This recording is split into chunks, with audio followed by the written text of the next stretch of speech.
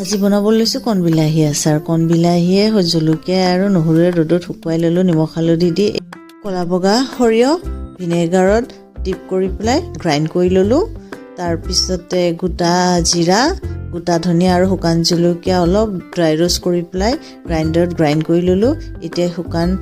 শুকাই লোৱা কণ বিলাহী জলকীয়া আৰু নহৰুৰ লগত দিছো অলপ হালধীয়া সোৱাদ অনুযায়ী নিমখ তাৰ পিছতে দিছো অকমান কাশ্মীৰী লাল মিৰ্চ আৰু এয়া গ্ৰাইণ্ড কৰি লোৱা গোটা মছলা দি দিছো তাৰ পিছতে এয়া ভিনেগাৰ লগত গ্ৰাইণ্ড কৰা